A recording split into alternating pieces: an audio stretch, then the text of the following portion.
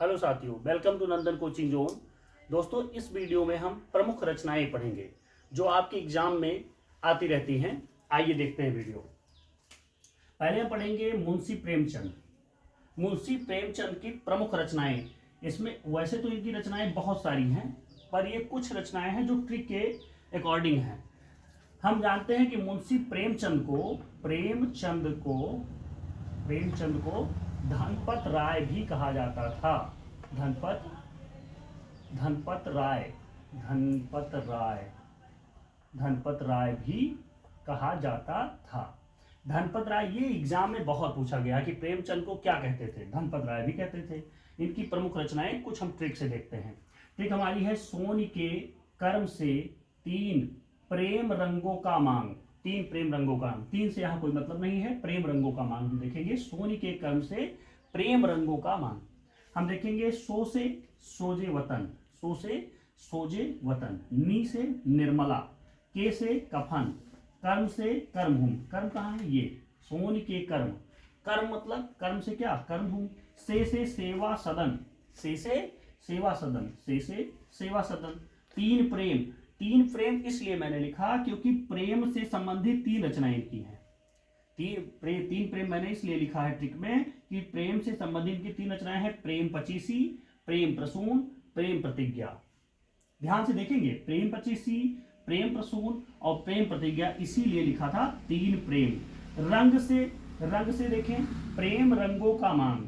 रंग मतलब रंगभूमि, रंग से रंगभूमि। गो से गोदान, का से कायाकल्प, मां से मान सरोवर और गा से गबन। मान सरोवर और गबन बहुत बार एग्जाम में पूछा जाता है।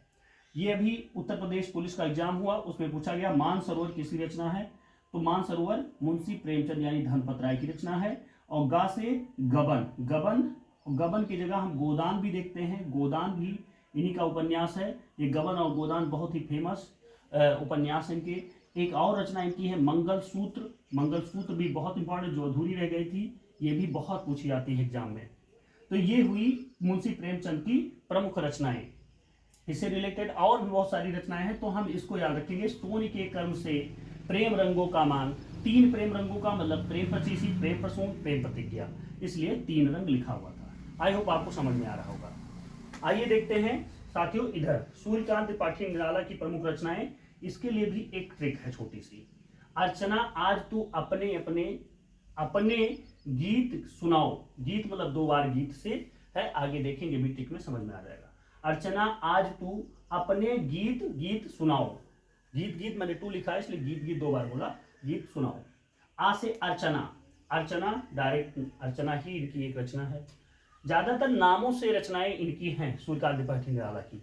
अर्चना से अर्चना, आ से आराधना, जा से जन्मभूमि, तू से तुलसीदास, आ से अनामिका, पा से परिमल, ने से नए पत्ते, गीत से गीतिका और गीत से गीतपुंज। इसीलिए मैंने गीत के सामने टू लिखा है, क्योंकि गीत से इनकी दो रचनाएं हैं, एक है गीतिका, एक है गीतपुंज।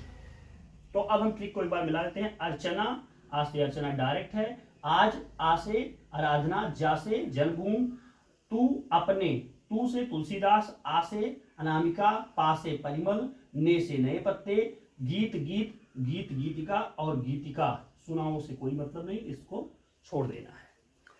तो आई होप साथियों आपको ये समझ में आया होगा। ध्यान से इसको पढ़ेंगे। ये यूपी बोर्ड एग्जाम और भी बहुत सारे जो उत्तर प्रदेश में जो है अदर एग्जाम्स होते हैं, वनडे एग्जाम्स होते हैं, इनमें ये पूछी जाती हैं। धन्यवाद दोस्तों।